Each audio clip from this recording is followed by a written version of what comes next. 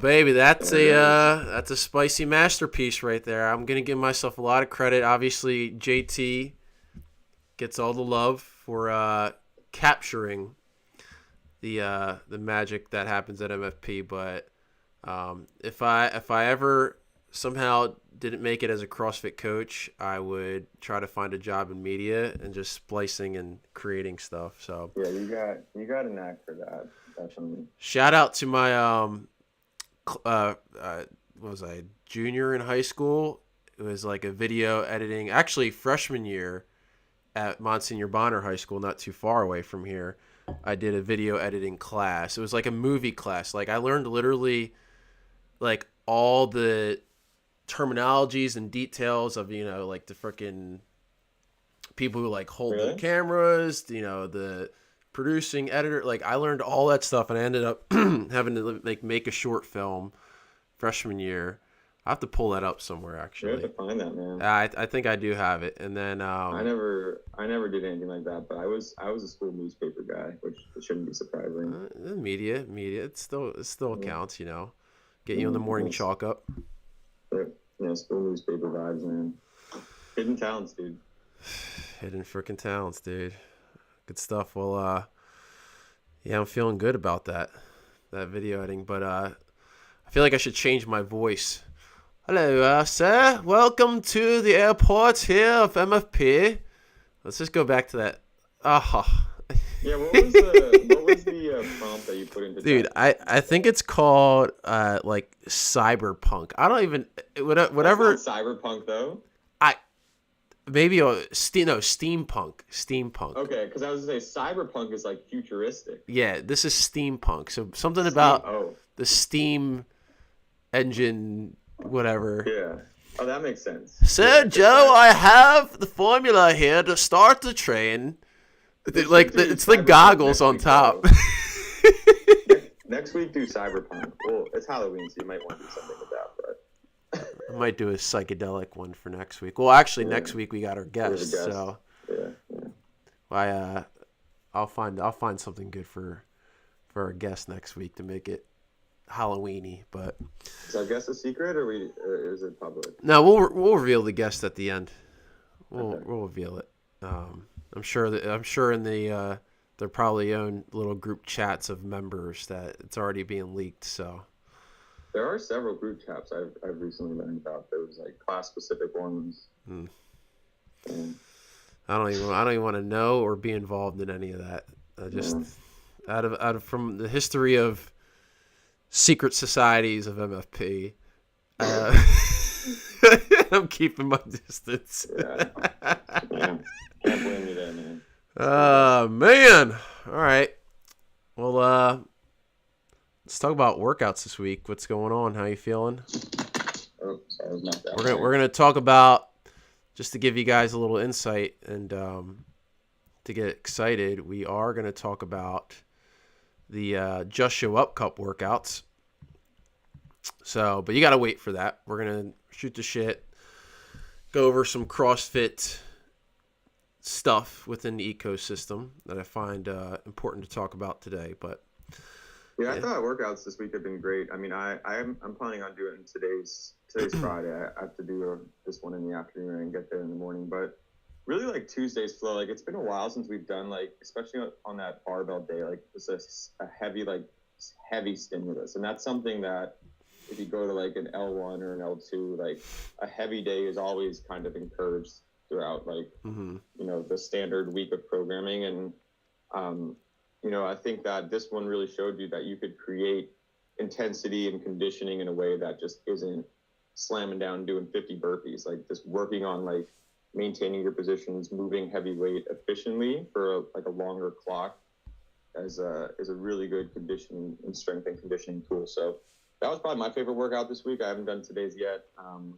Heavy wall balls were tough, man. That 30 is just like heavier than me. So on Monday, after a lot of hinging. It's nice to get a little bit of break from hinging this week, especially we've done so many burpees. So doing good, man. I'm just getting ready for the Just Show Up Cup. So can't let down my partner, Chris.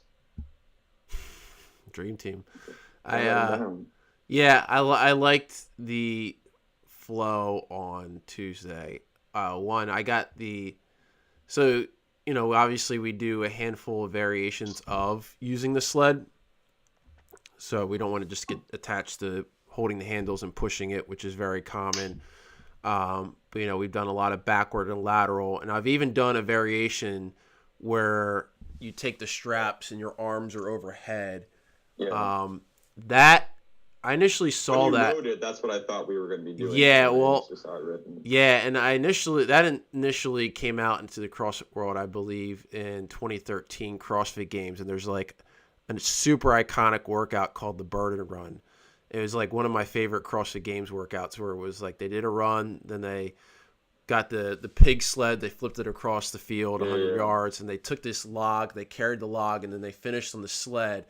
And you saw a lot of them try to like push the sled like this. There was no like set way you had to hold it, but this seemed to be like a very common way. But this variation on Tuesday was from a competition from this past weekend at CrossFit Crash in South Carolina.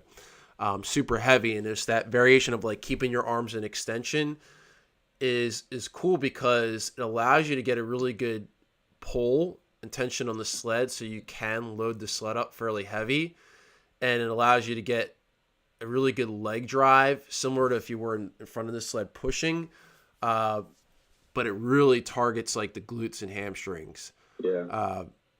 And it was like in a way where like you got fatigued because you did a lot of hinging and pulling from the snatch, but it almost kind of like, I felt like potentiated the snatch where like you could maintain, like it is a strength load, right? 10 reps, quick singles, and you get the strength stamina. So you can kind of elevate both at once. You don't necessarily have to always get in that like 3 to 5 rep range for strength work. You can still, again, express strength and also express stamina, kind of like today with the bench press. Like it's a hard weight to find for those 8 reps, right? Like reps, 6, 7, 8 should almost feel like, especially like rep 7 to 8, you feel like if you do another rep, you might not make it. Yeah. And then like those are testy waters to play around with because, obviously you don't want to fail a rep. You want to make a rep, but it's also like, again, do you know your level of fatigue as you get towards those final few reps? So, you know what we have to, this is rounds. A side note on the tempo bench, but we have to, not on this podcast, but do a deep dive into why Huberman might be a fraud, because he did a podcast like with a guy where they talked about tempo and saying like it doesn't actually get you that much stronger. So, dude, that's fucking fraud. So we might have to. I just was thinking about that with the just with the tempo today, but there it was. I don't want to get you going too much, but I want to save that note to do another fraud search on the internet. I'll have to find that podcast. Yeah, no, let me dive deep into it because, as much as. And kind of, I guess we'll kind of touch on this slightly, but like how CrossFit, as science-based as it is, it's also a melting pot of experimentation because, like we talked about last week with metabolic conditioning, the adaptations we're trying to create with our physical potential and fitness are so wide that there's a whole room of opportunity for trial and error when it comes to the creativity component of developing workouts for specific metabolic conditioning stimuluses. So yeah, I like that. I love that, we get to dive deep into roasting Huberman because, like it's like, you got... Is he a fart sniffer?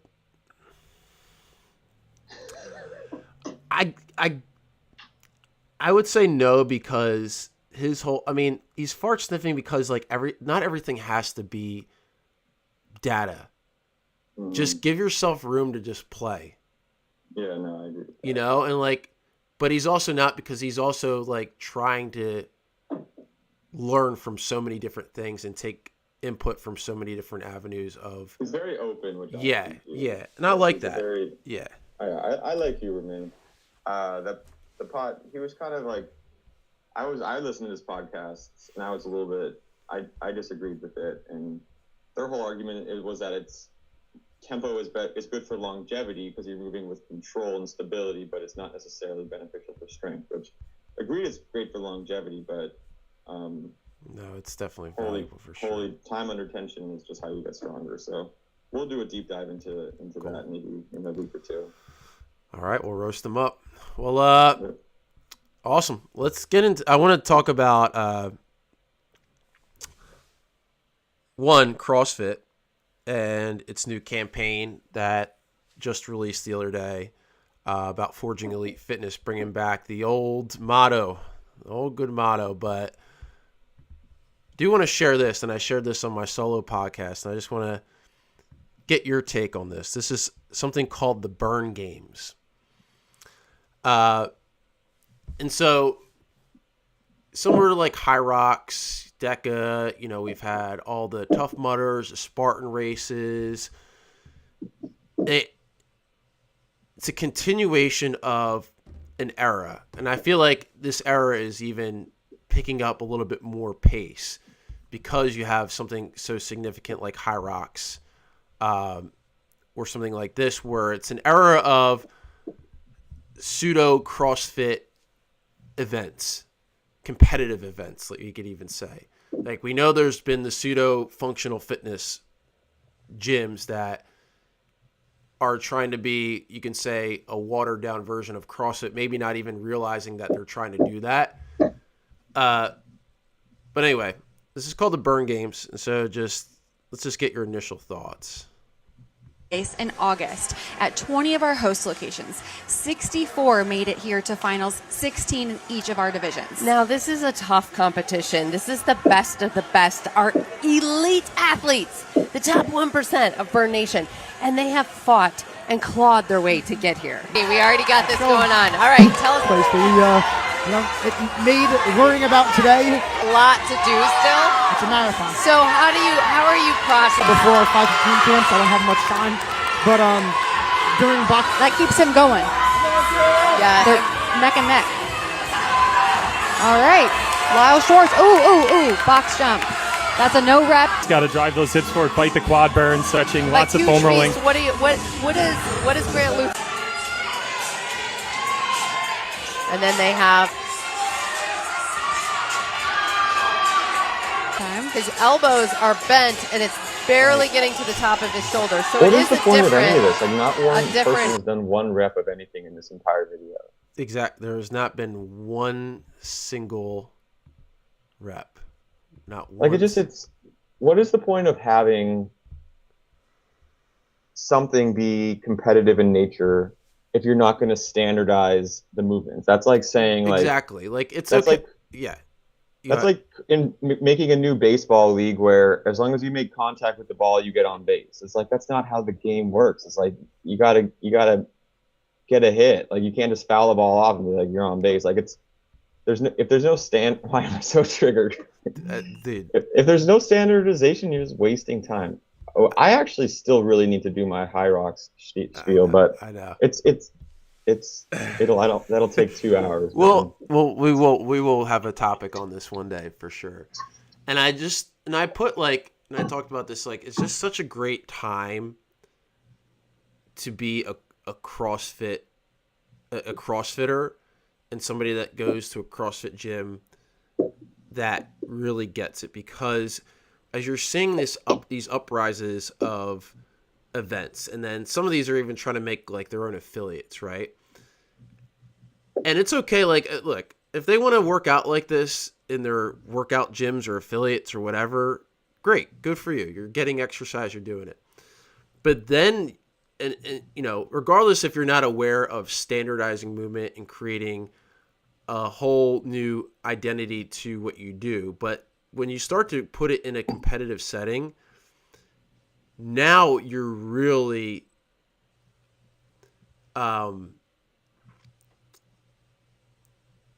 you're creating a loss of efficacy of what you do. Yeah, exactly. It's just immediately discrediting yourself. And look, I mean, there's plenty of,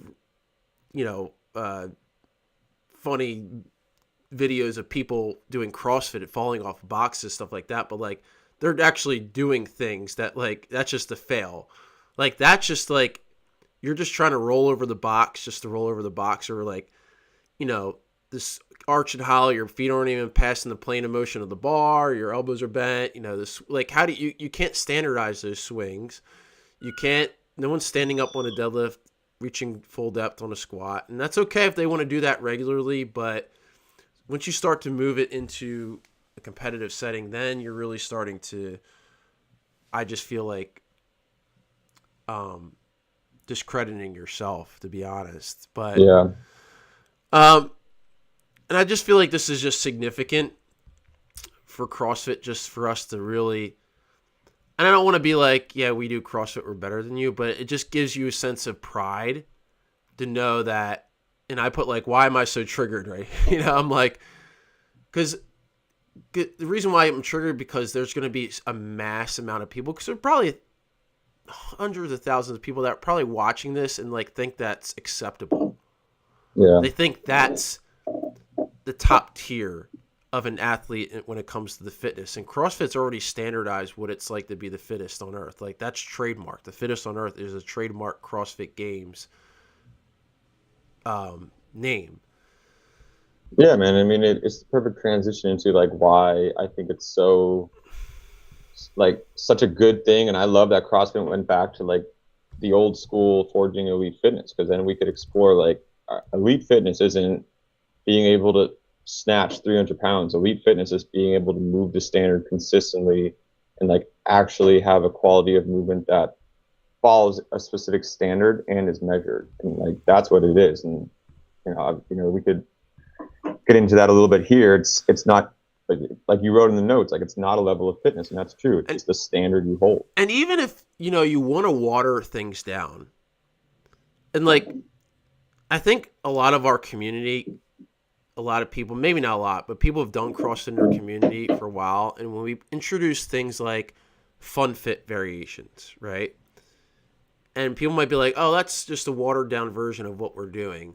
But really it was not. The whole idea of it's like, we're providing the common idea of scaling to make things inclusive, to allow adaptation to a stimulus, to a standard.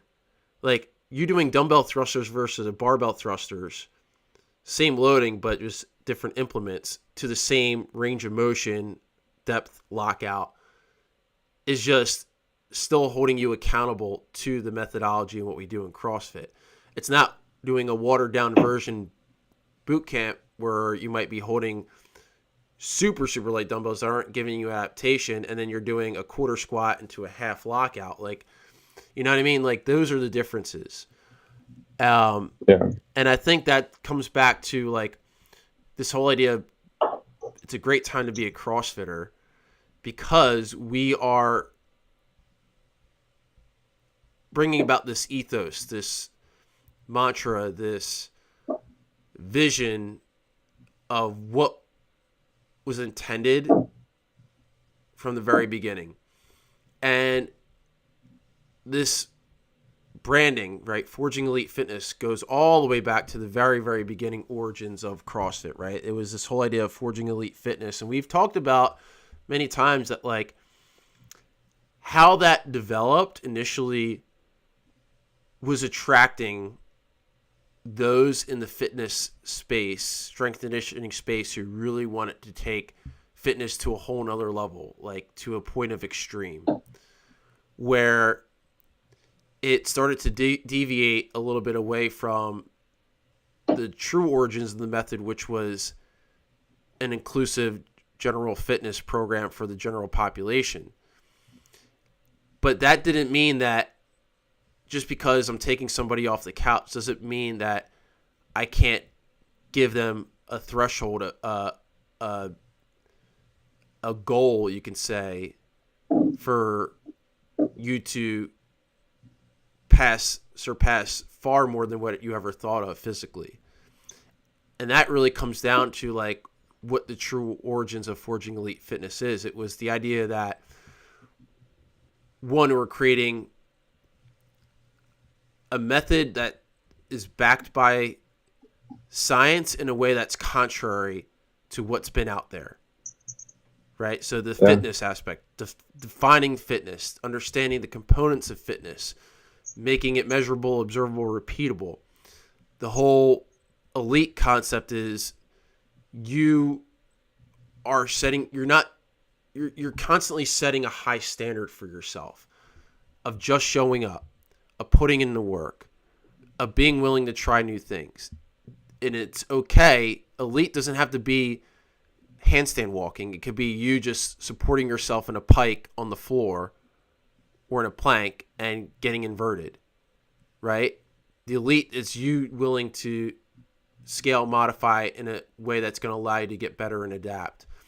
And the whole forging concept is like we're bringing about a fire within ourselves and the collective community that is, again, contrary to what was out there. And that kind of, again, maybe rubbed off the wrong way in the beginning phases of CrossFit, and it's developed in a new way now where we're really trying to come back to that in a way that's going to market ourselves contrary to like these pseudo things that we're seeing all over the place. And it's like, hey, like we're the original standard. Like we were the ones who set the bar and expectation for, human potential.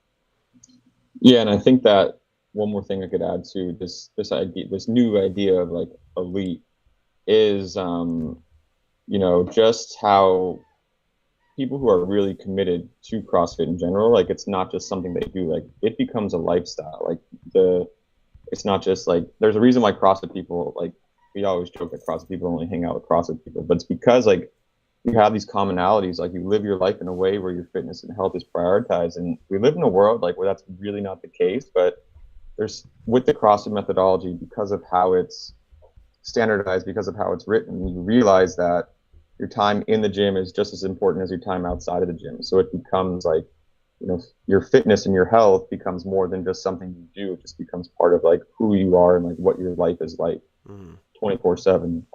And we've talked about that a little bit before, but it's a huge mindset thing that really, I'll play this a few times and I'll just play it here so we can hear it. I believe this isn't a commercial. Hold on, let me pull it up. Where are you? There we go. Check it out. Joe, did you see this yet? Yeah, this is sweet. Okay.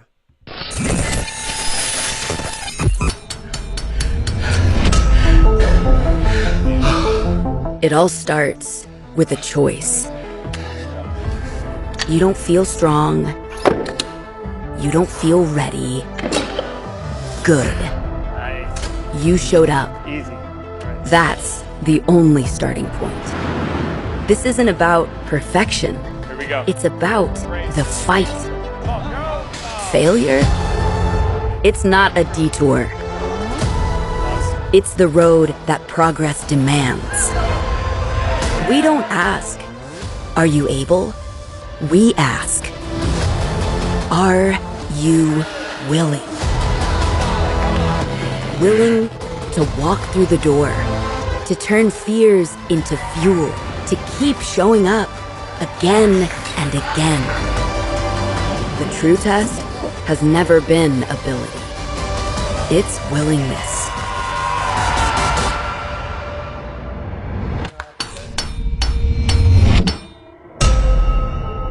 Hell yeah, baby. Dude, I got so many old t-shirts from 2014 that are back in style now. Fuck yeah.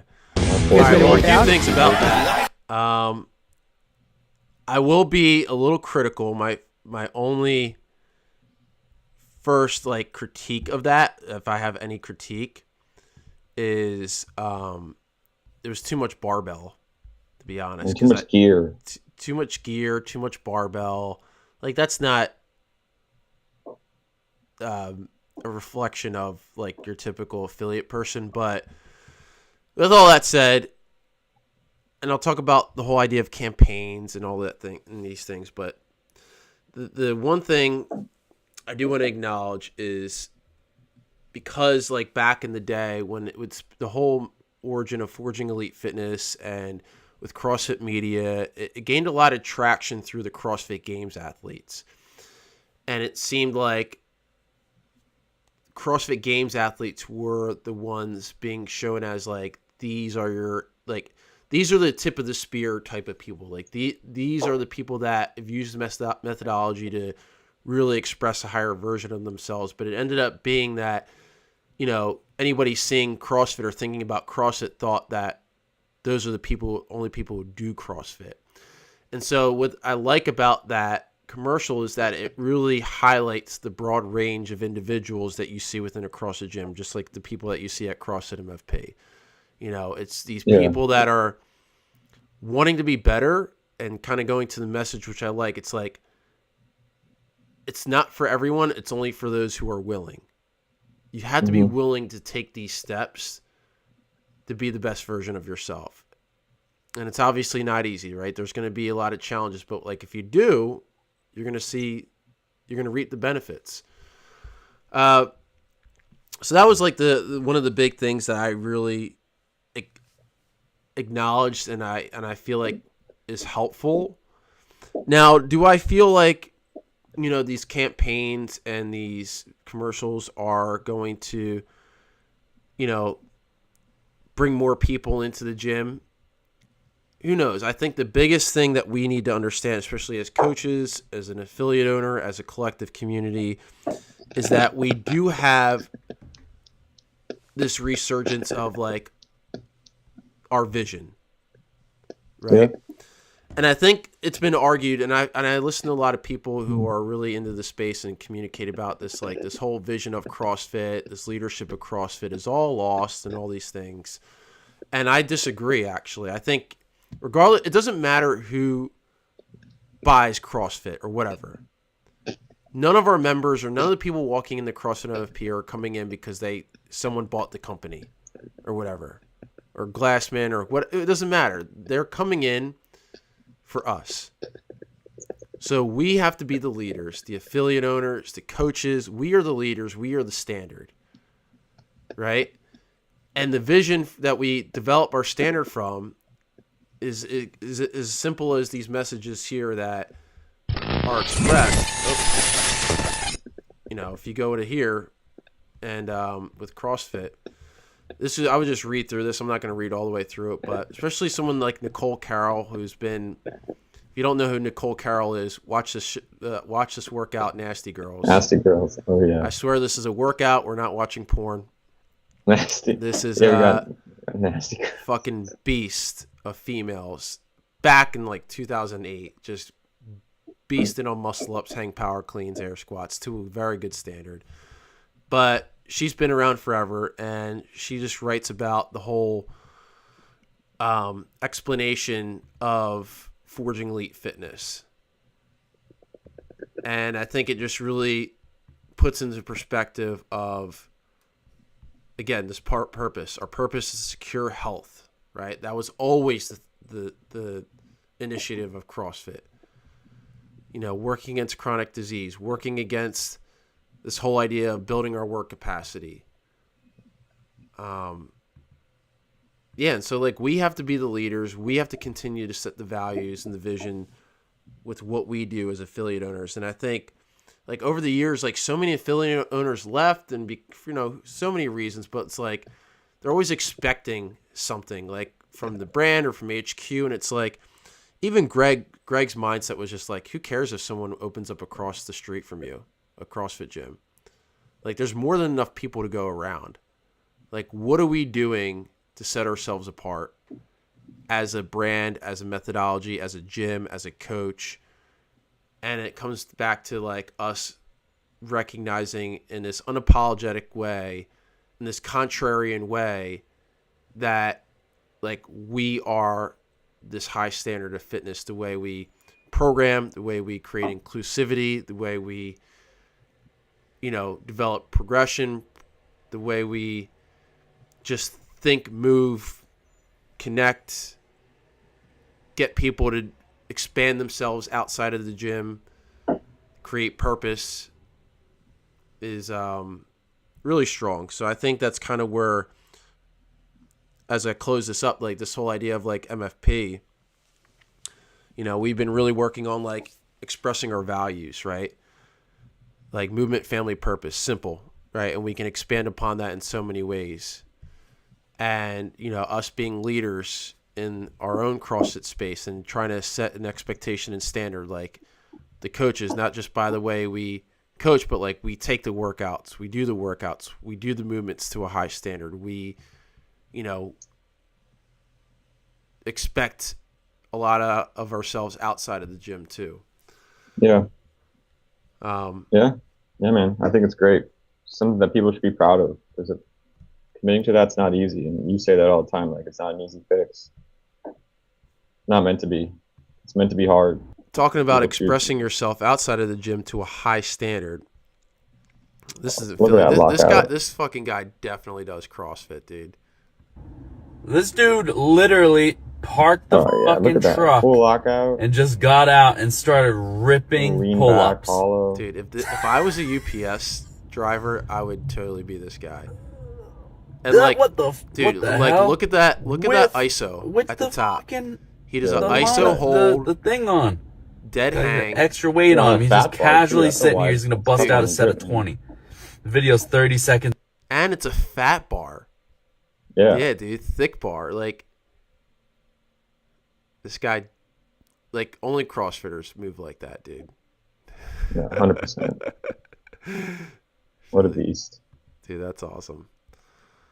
So anyway, coming back to Forging Elite Fitness, love it. Just, I think it's just a good reminder of who we are as CrossFit, and I think like we're not letting the campaign drive our, you know, it's not our marketing. It's not what we're necessarily doing. We're using it as a tool to create our own version of marketing and our own version of Forging Elite Fitness. So when you guys are seeing the MFP commercials or posts, communication emails, like that's us taking what's from the CrossFit Collective and, you know, minimizing it down to our own community. So I love it. It's hype.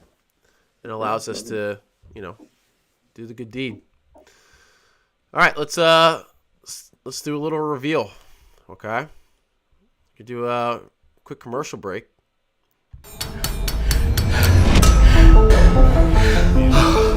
It all starts with a choice. You don't feel strong. You don't feel ready. Good. Nice. You showed up. Easy. Right. That's the only starting point. This isn't about perfection. Here we go. It's about the fight. Come on, go. Failure? It's not a detour. It's the road that progress demands. We don't ask, are you able? We ask, are you willing? Willing to walk through the door, to turn fears into fuel, to keep showing up again and again. The true test has never been ability. It's willingness.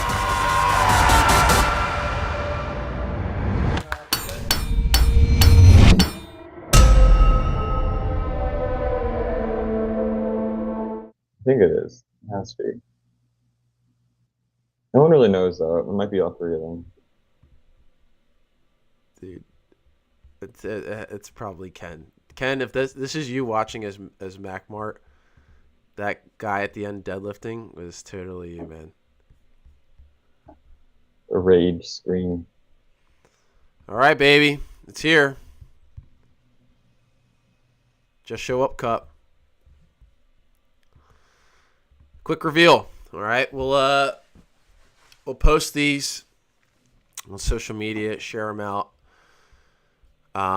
We won't send a newsletter to make sure you guys are watching this video first. So once you guys watch, you'll know. There you go. Yeah. It's totally Ken. That's Ken. Hey, top viewer, man. You're gonna get an award at the holiday party for this. All right. First workout. Dancing on my own.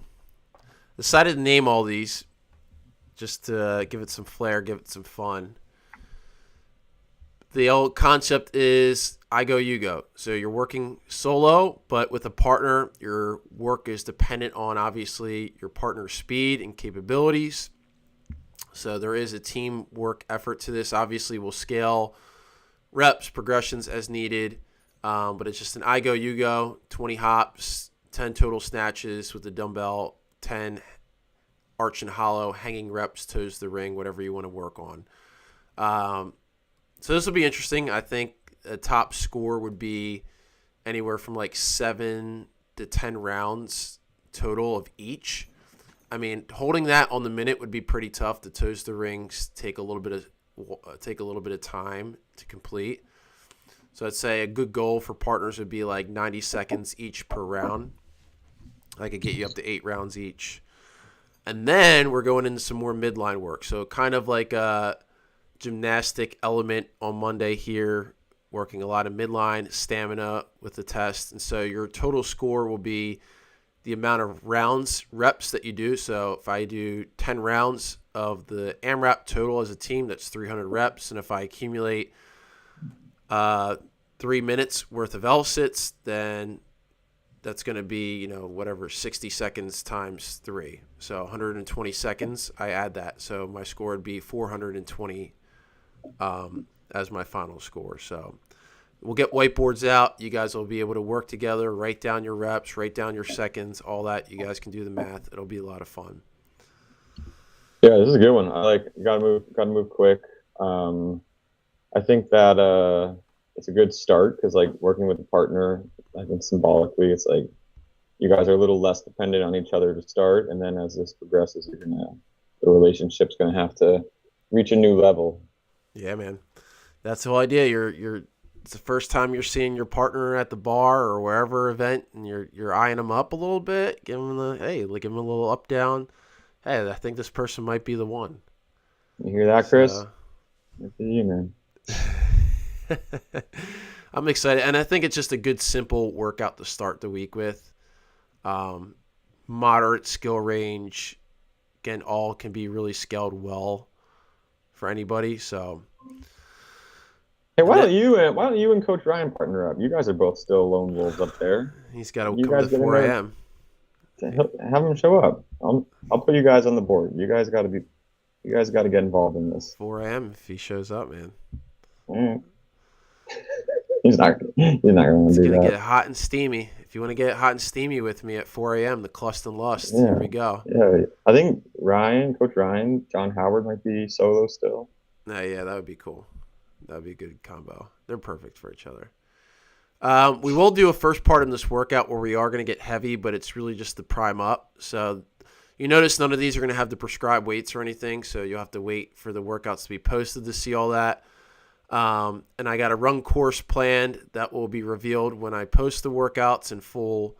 But the way it's going to flow, very simple. Coach Joe and I are partners. I'm going to run. His objective is to get squat clean thrusters. When I get back from the run, we can switch and I can accumulate squat clean thrusters. So your total your score is that only the clusters, the squat clean thrusters, has Clust and Lust. So yeah, your initiative is to move on the run course, so that way your partner's not getting too tired out doing just the squat clean thrusters. So 20 minutes, move fast, move well, move heavy. This will be a heavy stimulus. So, anywhere from, I'd say 5 to 8 clusters, maybe 5 to 10 clusters will be a good objective. Yeah, this is going to be sneaky. Not even sneaky, man. This is going to be hard. There's really no time. I mean, obviously you want to catch your breath a bit. At least for me, probably on the run course. Probably depends on what people's strengths are, but this is one that's going to, 20 minutes is going to take a long time. Yeah, it's the sexy stuff. People want to lift. People want to get hot and bothered, and you're working simultaneously. Not much strategy wise, so it's still warming you guys up in the beginning of the week.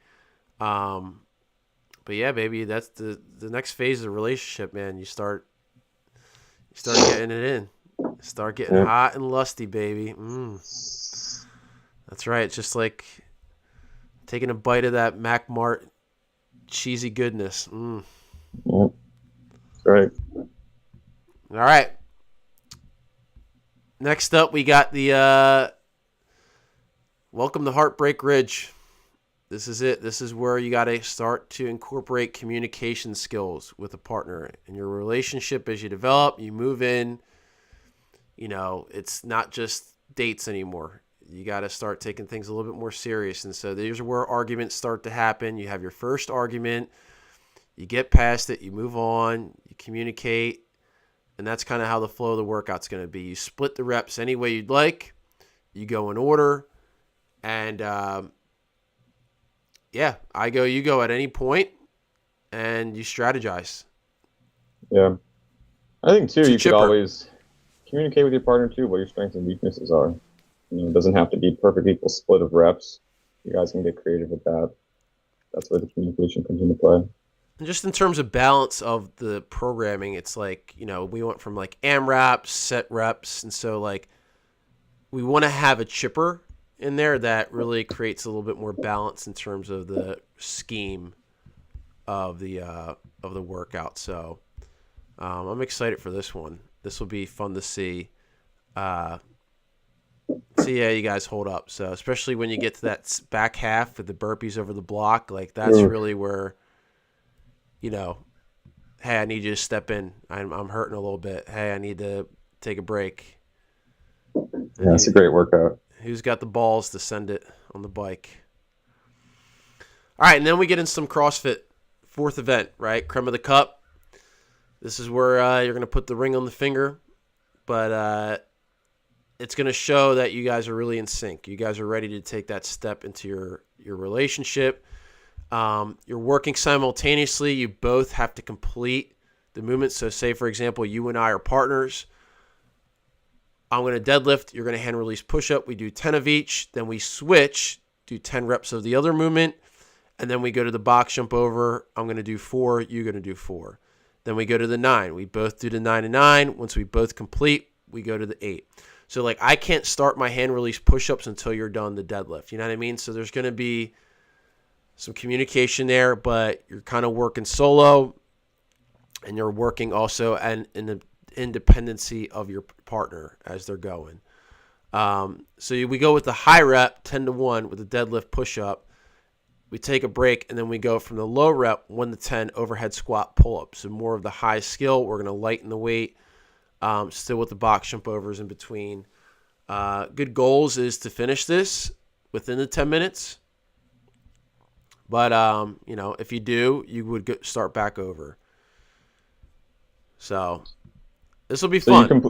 Yeah, this will be fun. So you do after you both do 10 and 10, you're doing 8 box jump overs. You both do 9 and 9. Okay. 8. We both do 8 and 8 box. 7, 7 box. 6 and 6. Man, you got to hustle. You got to hustle. So there's intensity involved. There's communication, because you can't just start doing the movement until your partner finishes, especially when we get to like the pull-up part. That'll be cool to see how everyone continues to move on with that. All right, and then we get into the long grind. So we go from like a little bit short, intense, repeatable, high skill weightlifting to just basically aerobic development with endless reflections. So everything's 40-minute AMRAP, a lot of carrying volume, rowing volume, synchronization now. So the reflection component is the synchronization of the lunges. Then once we do our synchro reps, you're going to row, I'm going to carry. Once we do the row and carry, we switch. So we become a reflection of each other. Then once we switch, that's one whole round. And we continue that pace for 40 minutes. Long, grindy. Nice. This one's going to be on Saturday. Yeah. Saturday the 8th. Yeah, which kind of, again, synchronizes with our programming. Love it. So, yeah, if you haven't found a partner yet, find someone. You need help finding someone, just ask us. Plenty of people left to match make, so Get in on the fun, man. So those are the workouts, y'all. Get in. Get ready. All right, we're going to finish off here. We'll do my time's cutting up here, so we'll do a quick. You got Jack rolling around. Yeah, he's been asleep for a while, but he needs it right now. Pumpkin season. Blah, blah, blah, blah, blah, blah, blah, blah, blah. Oh, this is a good one. Basic bitches, where you at? Pumpkin season, let's go. Well, hey, guess what? I'm a basic bitch when it comes to pumpkin. I love pumpkin everything. So, rank your top 5. How you would put your own Coach Joe. I would do coffee and drinks first. I love a pumpkin spice. Any kind of coffee, pumpkin spice. Also going with treats second. I'll go with decorations third. I like to decorate more just like pumpkin theme than Halloween theme, because then it's like you can keep it a little bit longer. It has more staying power than just like Halloween theme. It's more fall theme. And then I'll go carving 4. I'm actually gonna try to carve a pumpkin this weekend. Haven't done that in a while. And I'm gonna go scents and candles 5.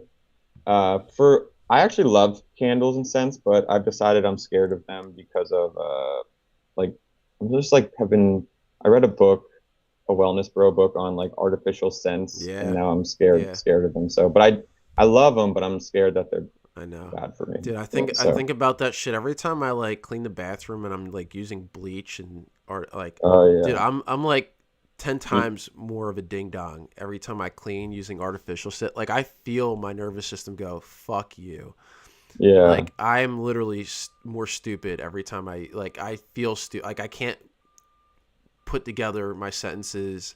I'm foggy. I'm like all fucked up. Yeah, no, that stuff wrecks you, man. I can't do any kind of. I actually still I don't use candles really much anymore, but I like them. I can't do any kind of like air freshener. That actually like I feel awful. Oh God, yeah. Like in the Ubers, dude. Oh my God. Well, talking about scents and stuff, like I sometimes regret putting the deodorant in the bathroom.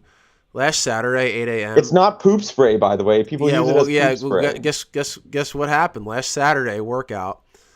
The 8 a.m.ers can attest to this. Fucking Andrew Jones, the one Saturday workout he shows up to, it's him, Chris, Steph, MK, Kristen. They're all up in the front. And Andrew takes a shit mid-workout, and he oversprays. So, like, it probably wasn't even, like, it's Andrew. He doesn't have stinky poops, you know? It's little Andrew. So, like, he's like you, he's like you, you know? Like, when you fart, like, you don't have any smell to your fart. So like he oversprayed and the whole front of the gym smelled like the deodorant. And it was like everybody was roasting him, and Andrew was like being such a fuck. He's like laughing, and it was actually kind of hilarious. But I think I'd rather smell. I think I'd rather go with poop smell than like the hardcore axe smell, dude. Well, that was like Asia had the hot take where she said that because on Wednesday mornings at 9 a.m. you get the onion smell from Gazzo's, and Asia said she prefers cigarette smoke to fried onion smell, which I thought was a hot take. Well, I think I messed up. I put those rankings like in order of how I kind of ranked them. I mean, I love the smell of pumpkin in general. Like, you know, going to where the heck did we Linville Orchards last week, dude? Yeah, fall pumpkin smell all over the place. Basic bitch, great. I should have probably put that here. Why did I put scents? I should have. I'll put that as an honorable mention. As you know, going to like whatever you call them. You know, pumpkin patches. Love a good decor, right? We got Skelly here. We got the jack-o'-lanterns. Something about carving pumpkins is just so fun when you do it with friends. Moe's, not just any pumpkin muffin. Miss Maureen Keys, her pumpkin muffins are freaking off the charts. She left me two pumpkin muffins on Monday. The Monday Mo muffin had me feeling pretty good. What the hell, Mo? Where are mine? Dude, Got to show up to 5 a.m., baby. I think she left 2, one for me, one for you, and I said, fuck that. Well, if you're watching, you need to confirm. I took them both, and they were gone by 4 o'clock. All right, well, I'll remember that. I needed the carbs. And goddamn, pumpkin spice coffee just gets your nipples hard, man. It was like, dude, first of all, does Starbucks still do that pumpkins thing? The cold brew, yeah.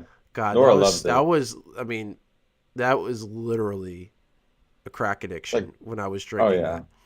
And again, I told you my whole caffeine spiel last week. Like, I don't drink coffee in the morning first thing, but when I get home, after a few hours of being awake, and if it's pumpkin spice and I get that first sip, it's like guzzling.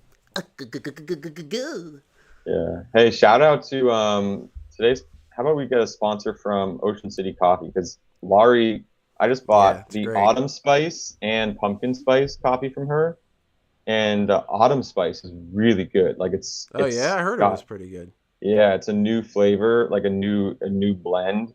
Pumpkin Spice, I get that every year from her, but the Autumn Spice is new. You gotta get yourselves a few bags. Oh shit! All right. Autumn Spice. Well, tastes like autumn. Honorable mention for Coach Joe. I'm sure his bidet has a pumpkin theme to it. Well, you have to do the bidet thing on this podcast. You got honorable mention for toys and bidets. You know, all that good stuff, man. Yeah. Jack has a pumpkin toy. It's a mouse that's like a pumpkin. It's like a soft thing, so he bites it all the time because he's teething. Oh, really? He loves it. And he's like he just loves putting his face in his toys because he's teething. He needs to soothe himself. But anyway, basic bitch pumpkin vibes, y'all. All right. Well, we're gonna wrap it up next week. We are a little off schedule for these next 2 weeks here, but next week we're on Friday, 1:30. We got Miss Addie Johnson as our guest. Yeah, Mac Martin. I'm telling you what, if you get a bidet in the guest bathroom there, holy shit, dude. Yeah, that's taking the business to the I mean, think about it, man. You crush one of those amazing Mac Mart bowls, and then next thing you know, you blow up the toilet. You need to wash that thing up, dude. Is a bidet in the budget for 2026 at MFP? You can get them cheap on Amazon, man. Well, we did do an upgraded bathroom last year, so who knows? Bidets, you can get a bidet for like $60. No, after Andrew's performance on Saturday, I don't know. I guess we do. Definitely need one for Brendan Vaughn. All right. Well, that's a wrap. All right, dude. Gotta get going. Peace. Peace. Get out of here.